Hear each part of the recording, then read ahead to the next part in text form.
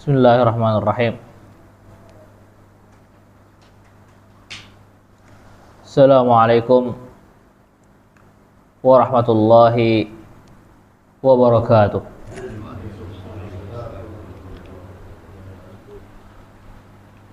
Alhamdulillahirabbil alamin. Wassalatu wassalamu ala asyrafil anbiya wal mursalin Nabiyyina Muhammad wa ala alihi wa sahbihi ajma'in, amma ba'd.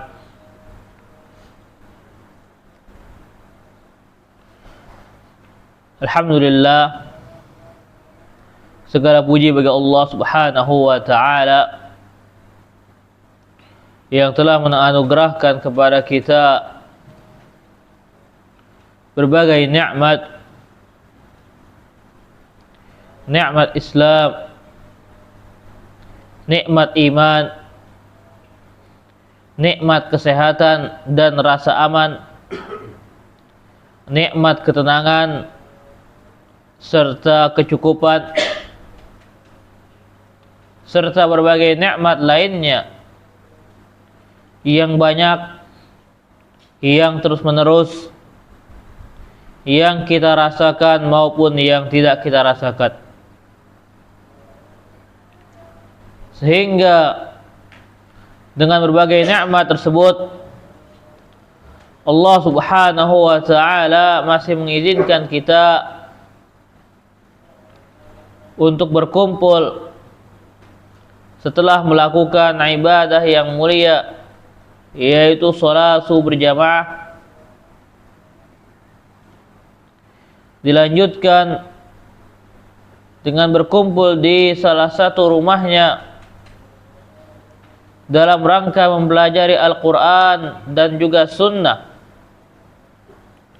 yang mana ini adalah salah satu di antara keutamaan yang sangat mulia. Salawat serta salam semoga senantiasa tercurahkan kepada junjungan kita Nabi besar Muhammad sallallahu alaihi wasallam, demikian pula keluarga dan para sahabatnya, serta mereka yang senantiasa berupaya mengikuti ajarannya hingga akhir zaman. Dalam pertemuan sebelumnya kita telah membaca hadis yang cukup panjang tentang kisah daripada sahabat Sa'ad bin Abi Waqqas radhiyallahu taala anhu, dan pertanyaannya kepada Rasulullah sallallahu alaihi wasallam tentang perkara warisan. Dan dalam pertemuan ini kita akan melanjutkan pembahasan terkait hadis ini dengan menyebutkan faedah-faedah yang dapat diambil dari hadis yang besar, yang agung ini. Di antara faedah yang penting yang diambil dari hadis ini adalah bahwasanya termasuk kebiasaan Rasulullah SAW adalah menjenguk orang sakit. Dan ini adalah perkara yang berpahala. Oleh karena itu ketika kita melakukan demikian, punya teman, punya sahabat, punya kerabat yang sakit, ketika kita menjenguknya, jangan sampai kita hanya merasa sedang melakukan sebuah tindakan menghibur dan semisalnya. Namun juga kita memikirkan bahwa kita sedang melakukan sebuah ibadah yang agung, yang diperintahkan oleh Rasulullah SAW dan juga dicontohkan oleh beliau. Dan dalam tindakan ini, yaitu tindakan saling mengunjungi mereka yang sakit di antara kaum muslimin, terdapat banyak faedah, baik kembali kepada orang yang menjenguk ataupun orang yang sakit tersebut. Maka di dalam atau di antara faedah yang kembali kepada mereka yang menjenguk adalah ia telah melaksanakan apa yang merupakan salah satu hak sesama muslim. Karena ketika Rasulullah SAW menceritakan hak sesama muslim yang harus saling ditunaikan. Di antaranya adalah jikalau seorang di antara kalian sakit, maka kunjungilah ia. Maka jenguklah ia, kunjungilah ia. Di dalamnya juga ia akan mengingat tentang nikmat kesehatan. Seorang terkadang biasa saja dengan nikmat kesehatan. Meskipun nikmat adalah selalu nikmat yang paling mulia. Kapan ia ingat? Ketika melihat orang sakit. Ia ingat tentang nikmat Allah Subhanahu wa taala ini. Sehingga ia bersyukur tentangnya. Di antara faedahnya juga ini akan membawa kepada kecintaan. Seorang saling menjenguk, maka tumbuh di antara mereka kecintaan. Bisa jadi sebelumnya keduanya terlibat suatu masalah atau pertikaian sehingga bermusuhan, atau tidak bermusuhan juga tetap. Ketika mereka saling mengunjungi, maka al-mahabbah fillah, rasa cinta karena Allah Ta'ala akan tumbuh. Kekesalan mungkin sebelumnya hilang. Kebencian yang sebelumnya ada mungkin akan hilang dengan hal tersebut. Sedangkan dari sisi mereka yang dijenguk, yang sakit, dan semisalnya, ia juga memiliki faedah, di antaranya menyebabkan ia terhibur dan merasa ringan dari sakitnya, mengurangi kelelahannya serta kesedihannya. Oleh karena itu, para ulama sering menyebutkan bahwasanya hendaknya ketika seorang menjenguk, ia mengeluarkan kata-kata yang meringankan dan menghibur orang yang sakit tersebut. Termasuk juga baik jikalau ia mengucapkan kata-kata yang membangkitkan semangat dan optimis dari orang yang sakit tersebut. Katakan, alhamdulillah, sepertinya kamu hari ini kuat, sepertinya kamu hari ini terlihat sehat, dan semisalnya, sehingga menimbulkan optimis dan semangat dari hati orang yang sakit ini. Dan tentunya kita tahu semuanya bahwasanya semangat dari seorang yang sakit ini termasuk hal yang membantu bagi pengobatan dan kesembuhan dia. Ya, orang yang punya semangat berbeda tentunya dengan orang yang sudah lemas benar. Nah, makanya di antara bentuk atau di antara faedah saling mengunjungi ketika orang sakit adalah untuk hal ini. Sehingga dia merasa kembali banyak teman-teman yang nunggu, banyak yang memikirkan dia, sehingga dia punya semangat kembali untuk menjadi atau semangat untuk sembuh. Dan di antara adab yang hendaknya dilakukan oleh seorang yang menjenguk orang yang sakit, hendaknya ia memperhatikan keadaan dari orang yang sakit tersebut. Artinya, sebagian orang suka kalau orang lama berada di sisinya. Suka kalau orang lama berada di sisinya, ngobrol dan misalnya. Sebagian lain tidak. Justru ia mungkin butuh banyak istirahat, sehingga keberadaan orang di sisinya mungkin akan sedikit mengganggunya. Maka sebaiknya seorang yang mengunjungi orang sakit, perhatikan hal ini. Dia lihat misalnya ini orang butuh istirahat, maka jangan lama-lama. Cukup beberapa saat saja, kemudian dia tinggalkan. Atau dia lihat ini orang justru butuh diajak ngobrol lama, maka hendaknya ia berada lama di sana. Jadi tergantung keadaan dalam hal ini. Dan hendaknya ketika seorang mengunjungi orang sakit juga mengingatkan ia untuk bertaubat dari dosa-dosanya. Karena dosa tentunya adalah salah satu penyebab penyakit. Penyebab Allah Subhanahu wa taala timpakan kepada seorang penyakit. Maka hendaknya ia mengingatkan untuk bertaubat. Jangan langsung dikatakan fulan taubatlah karena kamu sakit. Jangan demikian. Ya, orang lagi sakit perasaannya lebih sensitif, bisa marah dan bahkan justru berpaling jauh dari taubat ini. Melainkan hendaknya dilakukan dengan cara-cara yang halus, seperti misalnya menceritakan kisah-kisah orang yang bertaubat, menceritakan kisah-kisah mereka yang berpegang teguh dan selalu berupaya berada di atas agama yang kuat dengan kuat, sehingga orang tersebut mengingat bahwasanya ia mungkin melakukan kesalahan dan bertaubat darinya. Demikian pula kalau terlihat bahwasanya ia sedang sakit keras, maka hendaknya diingatkan tentang perkara wasiat serta apa yang ia butuh sampaikan dari hak-haknya untuk ditunaikan. Ini diantara secara ringkas beberapa adab yang hendaknya dilakukan oleh seorang yang menjenguk saudaranya yang sakit. Di antara faedah lainnya dari hadis ini adalah bagusnya akhlak Nabi SAW, dan tentunya ini tidak diragukan lagi, karena beliau adalah seorang yang kata Allah Subhanahu wa taala, wa innaka la'ala khuluqin 'azim. Engkau berada di atas akhlak yang agung. Dan ini adalah suatu hal yang harus ditiru oleh mereka-mereka yang mengaku pengikut Nabi Muhammad SAW. Memiliki akhlak yang baik.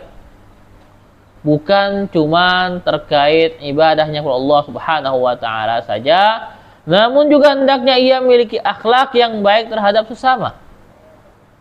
Akhlak yang baik terhadap sesama sebagaimana ditunjukkan oleh Rasulullah SAW. Di antaranya kebiasaan beliau mengunjungi orang sakit. Sahabat-sahabat beliau yang sakit beliau kunjungi. Bahkan ketika sudah di Madinah, tatkala beliau ketika itu bisa dibilang adalah pemimpin, namun beliau tetap mengunjungi orang-orang sakit di tempat beliau. Berangkat menuju sholat, melewati orang yang sakit beliau kunjungi. Dan beliau juga selalu mengingatkan para sahabatnya untuk melakukan demikian. Untuk melakukan demikian. Kemudian di antara faedah lainnya, bahwasanya sebaiknya atau seharusnya seyogianya bagi seorang untuk melakukan musyawarah atau bertanya kepada ahlul ilm terkait perkara-perkara yang membingungkannya. Di mana ditunjukkan oleh Sa'ad di sini, di mana beliau tidak ragu-ragu untuk menggunakan kesempatan ketika Rasulullah SAW berkunjung, kepadanya untuk bertanya kepada Rasulullah SAW terkait beberapa hal atau berbagai hal yang mana ia mungkin butuhkan terkait hartanya. Maka seorang ketika tidak mengetahui suatu hal dianjurkan untuk bertanya. Jangan diam atau hanya mendam hingga ketika tiba waktunya ia membutuhkan hal tersebut, ia tidak punya jawaban dan mungkin saja menyebabkan ia melakukan kesalahan. Dan ketika seorang bertanya seperti ini, sebaiknya ia melakukan sebagaimana dilakukan oleh Sa'ad di sini, di mana ia benar-benar menjelaskan keadaannya. Sebagian orang ketika bertanya agak setengah-setengah. Dengan arti apa? Dia tidak menjelaskan seluruh keadaannya. Dan ini terkadang berbahaya. Kenapa? Karena akan bisa jadi menyebabkan kesalahan dalam jawaban. Karena kesalahan dalam melihat pertanyaan. Terkadang seorang yang bertanya tidak merasa bahwasanya itu mungkin tidak penting. Perkara ini mungkin tidak termasuk hal yang memiliki pengaruh, tapi ternyata memiliki pengaruh dalam jawaban. Termasuk misalnya sering terjadi pertanyaan tentang masalah warisan. Seorang bertanya misalnya, Ustadz Fulan atau Kiai Fulan, saya punya sekian dari ahli waris. Dia hanya menjelaskan yang menurut dia kayaknya akan memiliki pengaruh. Padahal ternyata banyak orang lain yang tidak ia sebutkan memiliki pengaruh. Keberadaan ia tidak menyebutkannya menyebabkan apa? Menyebabkan orang yang ditanya salah memberikan jawaban. Salah memberikan jawaban. Oleh karena itu hendaknya ketika seorang ditanya atau seorang bertanya, hendaknya terbuka terkait apa yang ia ingin tanyakan. Kemudian di antara faedah lainnya dari hadis ini sebagaimana ditunjukkan bahwasanya seorang yang dalam keadaan sakit keras atau sakit yang mana dikhawatirkan kematian ia karenanya, maka hartanya sudah tidak lagi miliknya secara sepenuhnya. Ia hanya boleh menggunakannya, yakni dengan berwasiat atau memberikan orang lain ketika itu maksimal sepertiga. Sisanya sudah milik ahli waris. Dan kita telah jelaskan sebelumnya bahwasanya jikalau seorang ingin banyak bersedekah, maka hendaknya ia bersedekah sebelum ia dalam keadaan demikian. Ketika ia masih sehat, ketika ia masih tidak ada penyakit yang menimpanya. Adapun kalau sudah dalam keadaan sakit keras seperti ini, maka maksimal hak yang boleh ia gunakan hanya sepertiga. Hanya sepertiga, bahkan sebagaimana disebutkan, sebaiknya seorang tidak menggunakannya sepertiga, melainkan seperempat atau bahkan seperlima sebagaimana disebutkan dari Abu Bakar radhiyallahu taala anhu. Bahwasanya hendaknya seorang menggunakan hak wasiatnya maksimal seperlima. Ya, sebagaimana yang dilakukan oleh beliau. Sebagaimana yang dilakukan oleh beliau. Ini jikalau ia memiliki harta yang banyak atau cukup banyak bagi ahli warisnya. Kalau hartanya cuma sedikit, bagaimana kalau hartanya cuma sedikit? Kalau hartanya cuma sedikit, maka sebaiknya benar-benar tidak memberikan wasiat. Kenapa? Agar habis dimakan atau dibagi oleh para ahli warisnya saja. Kalau hartanya tidak begitu banyak, hendaknya ia berikan seluruhnya untuk ahli warisnya. Ya, Rasulullah SAW bagaimana mengatakan di sini, innaka intadar warasataka aghniya khair min antadarhum alah. Sungguhnya engkau meninggalkan para ahli warismu sebagai orang-orang yang kaya. Itu lebih baik daripada engkau meninggalkan mereka sebagai orang-orang yang miskin. Sebagian orang berpikiran kalau enggak berwasiat berarti enggak berpahala hartanya. Enggak demikian. Bahkan ketika seorang meninggalkan warisan, itu juga merupakan suatu hal yang berpahala baginya. Juga merupakan suatu hal yang berpahala baginya. Meskipun ia tidak berwasiat. Karena sebagaimana kita ketahui, sedekah itu dimulai dari al-aqrab fal-aqrab, dari yang paling dekat dahulu. Pertama kali kepada diri sendiri, kemudian kepada orang-orang yang merupakan tanggung jawab kita, kemudian kepada karib kerabat. Didahulukan seperti ini. Maka sebagaimana sedekah didahulukan demikian, maka ketika warisan jatuh kepada mereka juga merupakan suatu hal yang berpahala. Bukan tidak atau jangan sampai tidak dianggap ini bukan suatu hal yang berpahala kalau tidak berwasiat tentangnya. Kemudian di antara faedah lainnya dari hadis ini adalah terlihatnya mukjizat Rasulullah SAW dan kebenaran apa yang beliau katakan. Ketika beliau mengatakan ya bahwasanya saat akan hidup sampai masa di mana sebagian orang mendapatkan manfaat dengannya dan yang lainnya terkena mudarat karenanya, dan ini yang terjadi. Ya, di masa di mana zaman Khalifah Umar, ia menjadi salah seorang panglima kaum muslimin. Menjadi salah seorang panglima kaum muslimin yang mana ia menaklukkan daerah-daerah, berbagai daerah, ya, sehingga kaum muslimin mendapatkan manfaat darinya, dan orang-orang yang musuh Allah Ta'ala dan Rasulnya mendapatkan mudarat dan keburukan karenanya. maka ini adalah di antara bentuk kenyataan dari apa yang Rasulullah SAW sabdakan.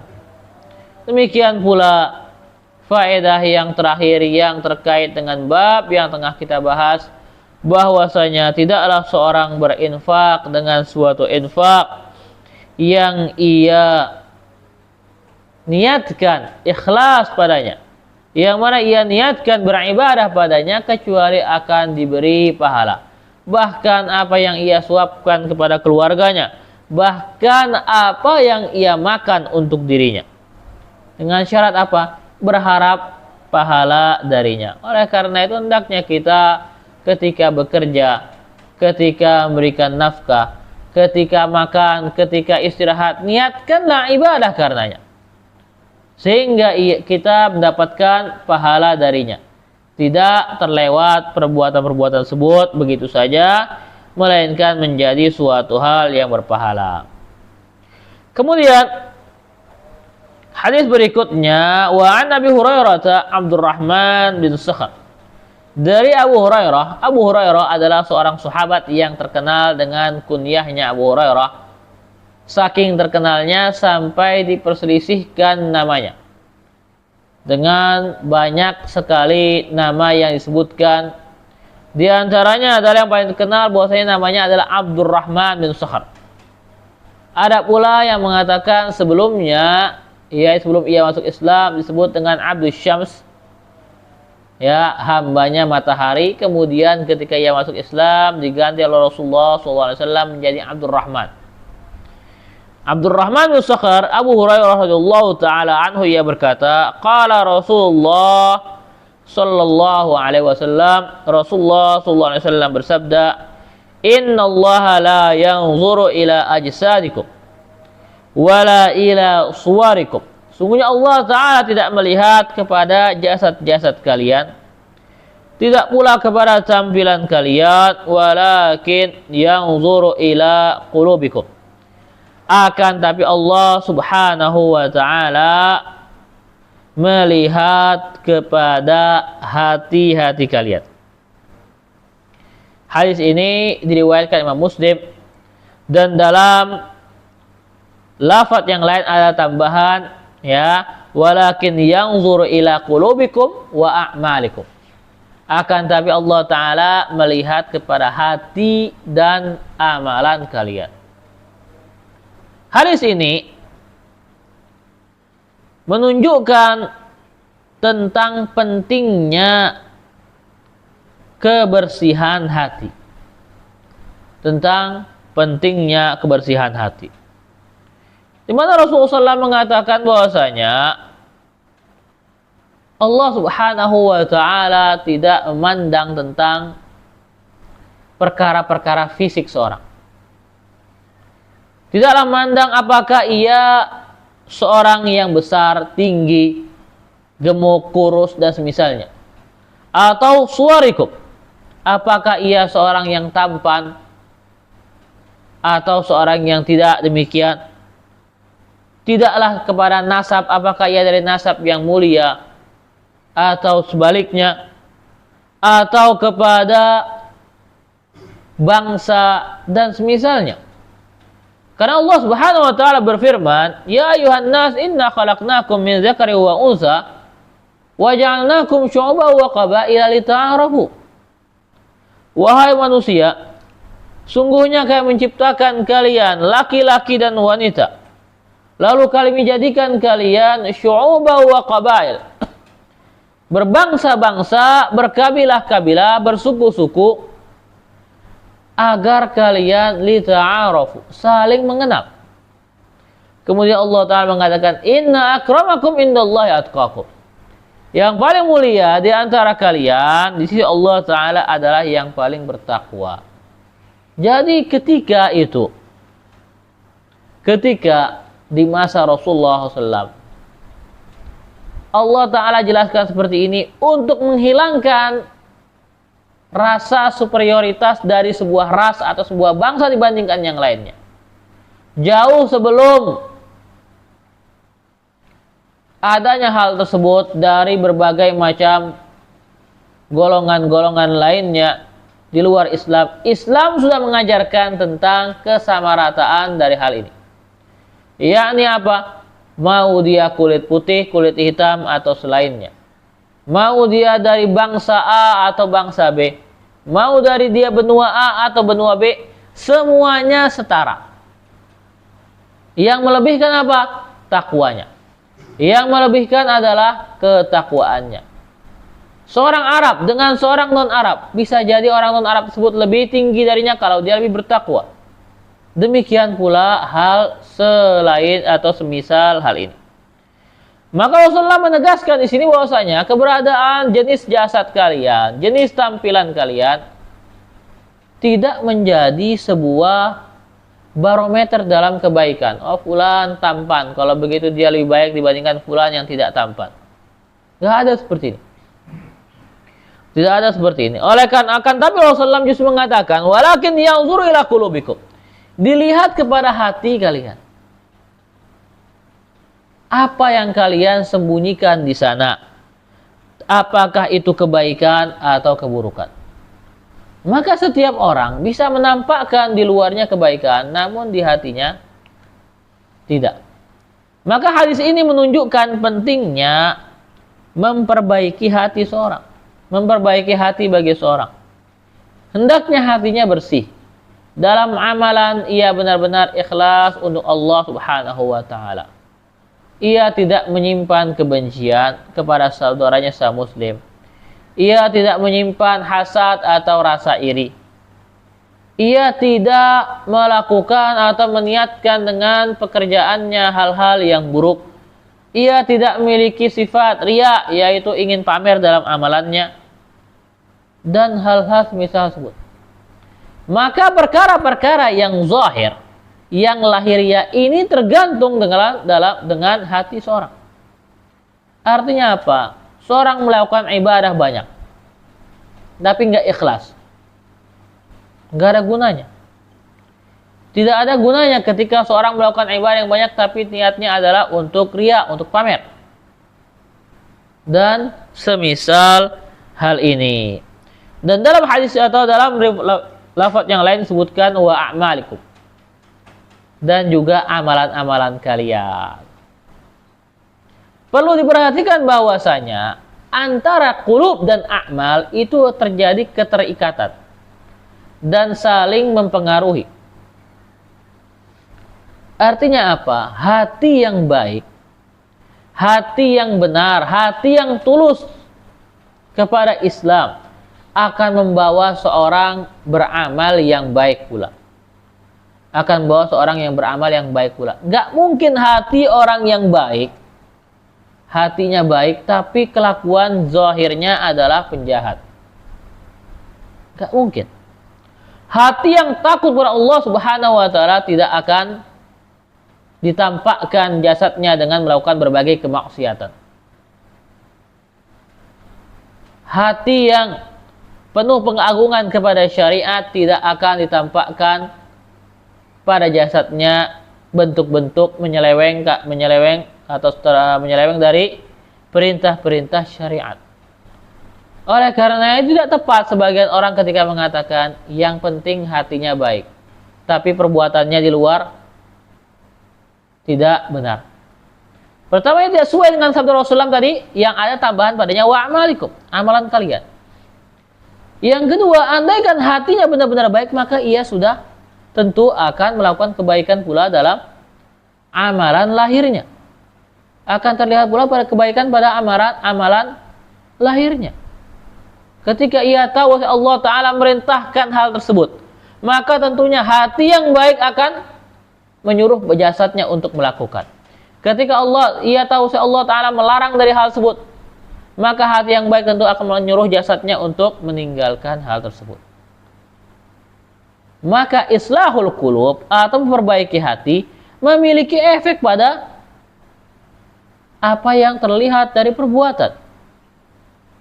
Nggak mungkin seorang mengatakan saya ingin memperbaiki hati dahulu, namun ia tidak melakukan amalan yang baik.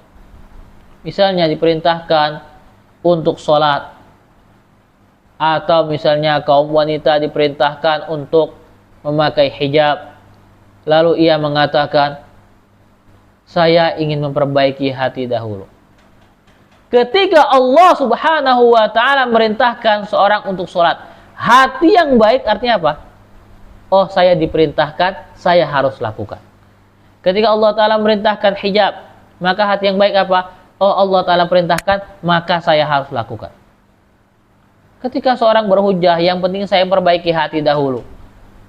Terkadang seorang hanya mengarah kepada perkara-perkara seperti tidak adanya hasad, tidak adanya saling benci. Memang benar, ini termasuk hal yang harus diperbaiki.